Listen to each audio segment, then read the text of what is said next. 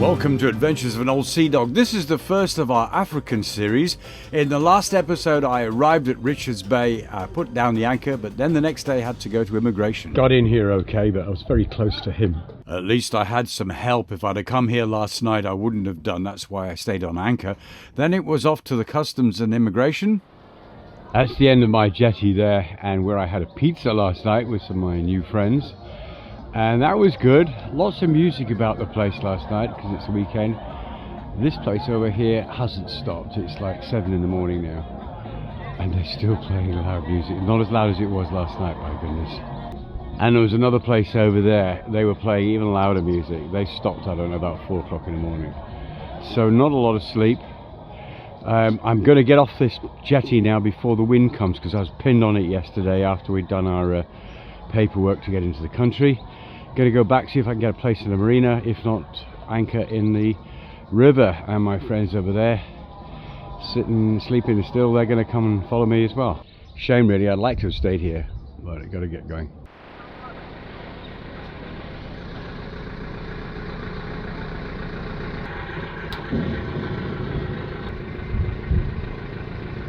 It's always nice when you can just push off in windless conditions and not rely on other people.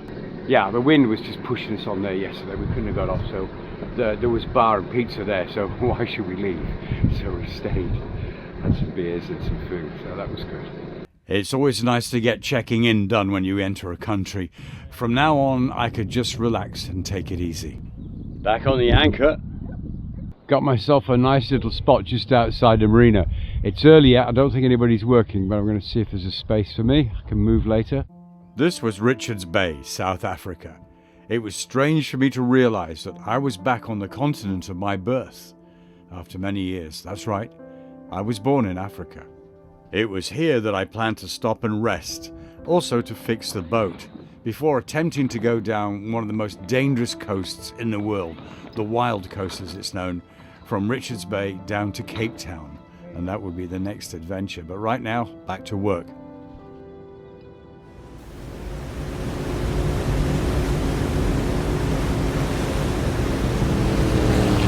While I was on the foredeck working, this happened. The local lifeboat guys were out saving this fella on a little boat. And I'm like, they have a rescue service here? I have to look into this. Many will already know, but I used to be a lifeboatman working on the Plymouth lifeboat back in the UK. It's something I'm really proud of, and this is what I did.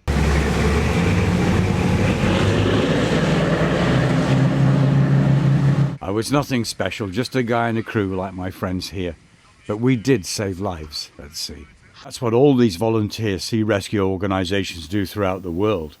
And of course you'll remember the volunteer marine rescue service in Australia that came out and saved my sorry ass. Meanwhile here in South Africa, so much of this seemed the same. The chores of keeping the place clean, the uniforms are different, but apart from that a lot of stuff was familiar to me. Then they told me they have a big boat and this is it. They took me up and showed me around.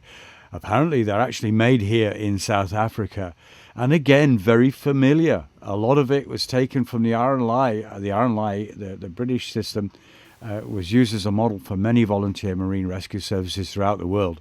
And goodness me, the engine room, that was the cleanest engine room I've ever seen in my entire life. And while I was there, a call came in from a yacht out at sea that was in difficulty. So the guys decided to launch the lifeboat.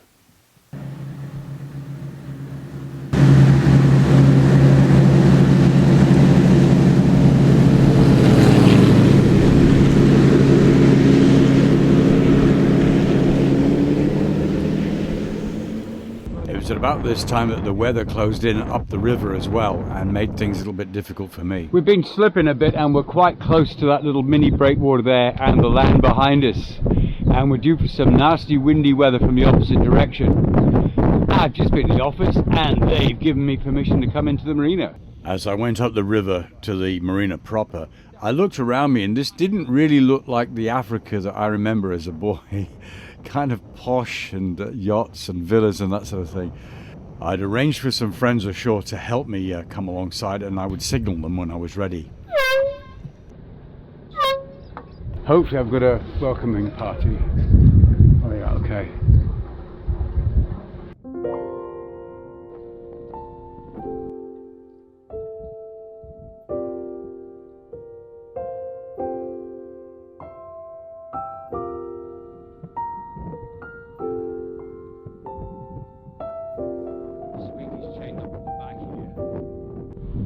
weather's definitely closing in. So the foresail is down, and this is the assembly unit. This spinner here goes at the top of the mast and keeps sticking, which means I can't roll the foresail up, and that is a big problem, which I have to sort out here in Richards Bay. But it's not all work. When the work is done and the evening comes around, cruisers like to get together and have some fun. Now here in South Africa, they do it differently. This looks like a barbecue, but it's not a barbecue. As these guys will probably tell you, are we having a barbecue tonight? No, mate, we're having a braai. It's called a braai.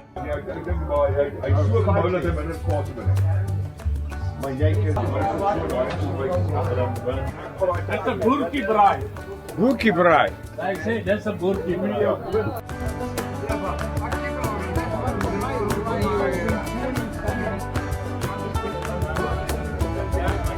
But it doesn't absorb the moisture and they are also Been buying old and new.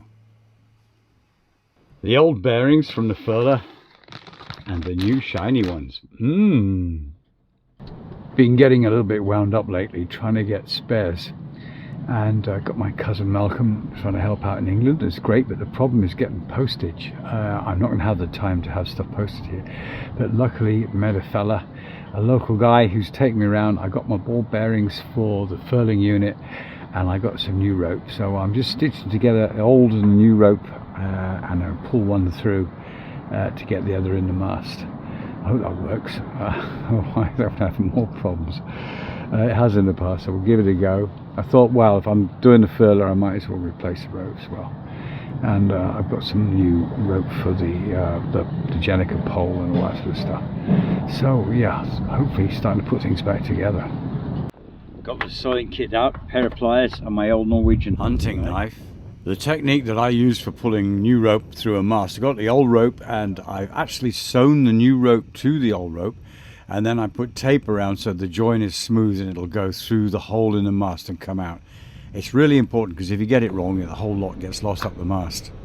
This next section is from my friend Stoney back in Plymouth. Plymouth too, yeah. Another Plymouth with you. Can you believe it? This guy knows a friend of mine in Plymouth. That's amazing. Hey Mike, this is for you, mate. Hello Mike. Gleaming new balls. You're supposed to leave one ball space, and there's two ball space there. These balls are slightly smaller than the original. Wondering what to do. Yeah. Bow.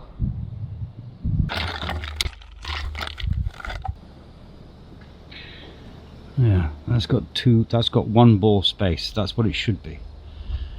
Alright. It's a couple of hours later. I've got them in place, but it's not done yet. Using shock cord to hold it all in place. There. Now I'm going to get that down onto there without anything going wrong. It's not going to work, is it? It's not going to work. So this is the bottom race. You can see the top race I've already done. I've taped up the unit just above there, and I'm using the shock cord to hold the ball bearings in place because they just sit there in mid-air almost. And around it you can see I've cut a plastic bottle designed to catch any ball bearings that fall out, because the rule is if it can fall out it will do, and it'll fall in the sea. Oh, it actually worked. Just got the final screws in, and well, we'll see.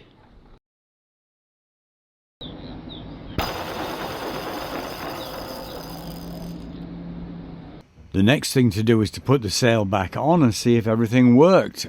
Christoph, my friend here from the boat Tin Lizzie, volunteered to go up the mast for me. As you may know, I'm not very good with heights. Christoph did a great job. Thank you, mate. Together we got it all working, and that was one worry less. That was the great thing about being here at the Zululand Yacht Club in Richards Bay. You could actually get spare parts, you could get stuff done.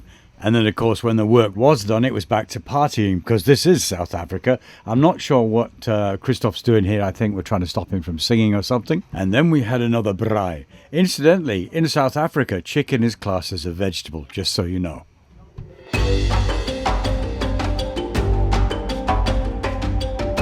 As this was kind of my home for a while, I was getting into a certain rhythm of life.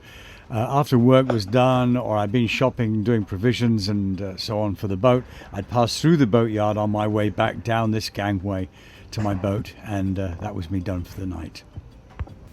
And then one morning I woke up in confusion, kind of like scuttling noises all over the boat. What was going on? This wasn't a puppy attack, this was a monkey attack. This is serious stuff. Cute little bundles of fur, but they were eating all my onions. I had them hanging up and they ate the whole lot and made a blooming mess. So I had to go out and buy more onions. So I wasn't too pleased about that. And oi, you, bugger off. And then it was my time to be off. I had to leave Richards Bay and continue my journey. It was sad to go. I really enjoyed this place. Got some help down here and more coming. Yes. The Ark, which is like one of these big sailing regatta things, is coming down here. There's boats coming in all the time, people everywhere. Just been told it's a little bit rough outside, so I'm not looking forward to this. Bit nervous. It's only a 24-hour passage, but it's going to be a bit intense. Anyway, time to start the engine and get going. Well, fair winds to you. Yep. I'll see you down there. Yeah. See you down there, guys. See you down there. Wish you the best. So I'll just reverse gently. Yeah. Okay. And that's the cruiser thing. Everybody helps each other. If you need help, all you have to do is ask, and there's people there for you. Good friends. I'd catch up with them a little bit later on in Cape Town. Meanwhile, now edging my way out to the marina. And I had that funny feeling, and I was right. It was rough. As you could hear from the sound on the microphone, the wind was just out of this world. I couldn't get up there. That's the exit. I couldn't get there, and the wind kept blowing me down this way onto these rocks and this area over here. So I decided to abort. I'm talking to the camera, but you can't hear a word I'm saying, but that's what I did. I turned around, went back into the river. So we're now 6 hours late.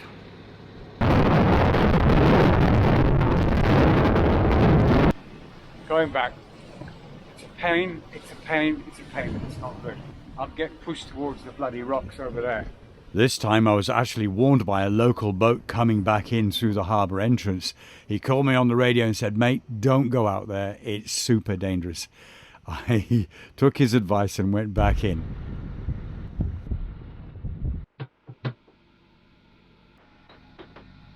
The instruments are on. It's about 3:30 in the morning, and I'm making another attempt. It's my third attempt to get out of the harbour here. It's real quiet at the moment. The tide's just coming up. I'm having some coffee, and I don't feel good. I had a few. There was wine tasting last night in the marina, and I thought I'll just go for a couple of beers, something nice to eat, and then back to the boat. I met some friends and took part in the wine tasting. The wine was dreadful, by the way, but it was free, so I drank it, which is probably a bad thing. Now I'm paying the price. Anyway, I've got 80 miles to do today. Probably not get there in one day, but we'll see. To Durban. That's the plan. Let's see if we get there this time. The kettle's on. Coffee first. And it's dark out there, baby. At last, third attempt coming up to the breakwater. I've got to be quick and get round it because there's a big beastie coming up behind me. Some big huge tanker or something. I'm in stealth mode at the moment, got the AIS off. I can see other people but they can't see me because I'm not sure about my paperwork. I should have re-signed in. It's a weird system they've got here. And since it took me all day to get out with paperwork, and I'm not going to do it again, there's something over there. I think it's a big fishy thing. Okay, I gotta watch this very carefully. So I'm just sort of leaving quietly. Not even going out of the country, it's just to another port 80 miles away. Durban is down there, that's where we're going next. There he comes. Well, I beat him to the mouth of the harbour. He was behind me, big fella. I'm out of his way, that's all that matters. Got a bit of a moon, but no wind. A few hours out and it's just starting to get a little bit rolly.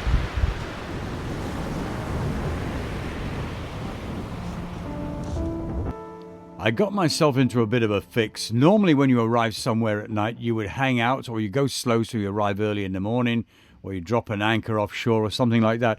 But you couldn't do that here at Durban. The conditions wouldn't allow you to do that. So I decided to go into the harbour at night.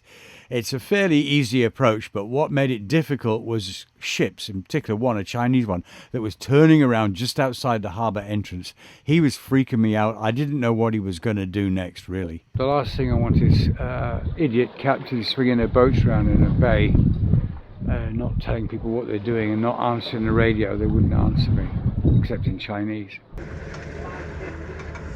Spot the entrance. I always feel super proud of myself when I do something slightly sketchy like this and get away with it. Eventually I got to the outside of the marina, which is inside the harbour, threw the hook down, had a few beers, and the stress of the evening was gone. Next morning it looked like this. Well, here we go again. The thing I dislike the most, going into a marina, is you can't see what's in there till you get in there. And if you get it wrong, you often haven't got room to turn around. Alright. That's it. Whoa, we're going pretty fast here. I'd been told there was a berth ready for me and somebody would show me to it. And there were two guys waving me into two different berths. So, of course, I went into the wrong one. After some shoveling around and sorting things out, finally got myself sorted. And that was the end of a stressy morning. I could relax. So, welcome to Durban.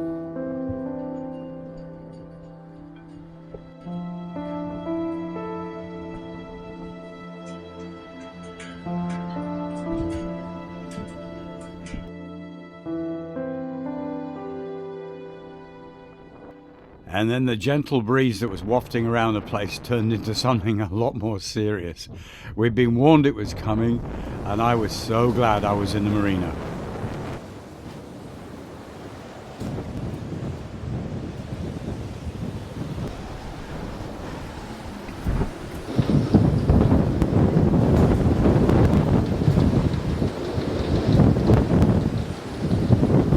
It was at this point that some of the pontoons started to break apart.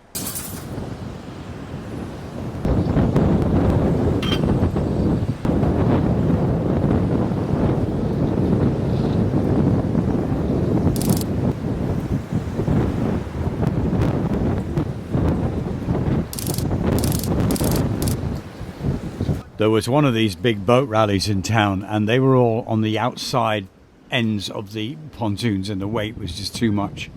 All of them broke up, but some of them were looking a bit oh yeah, this one for instance.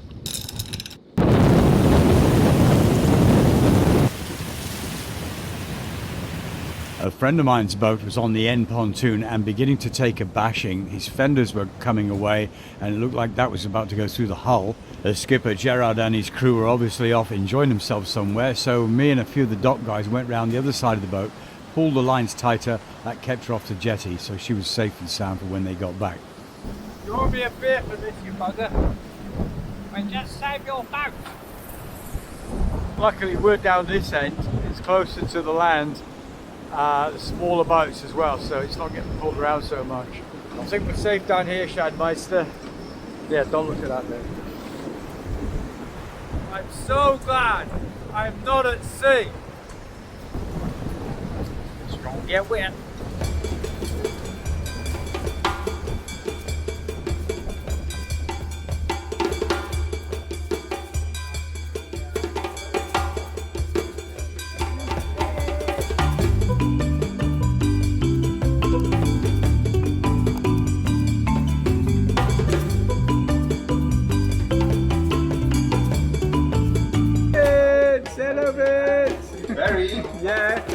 Got to say a big thank you to Vince for taking care of me when I was in Durban. Hope you enjoyed the video. I can't believe I managed to pack so much into one episode. And this is the name of my music channel. I'd love you to check that out. Many thanks to my patrons for always being there for me for all these years. Without you, I couldn't do this. Thank you so much. Thank you. You can catch me here. This is all my media. This has been a 4-day edit, so I'm off now for a rest. I'll see you next time. Cheers.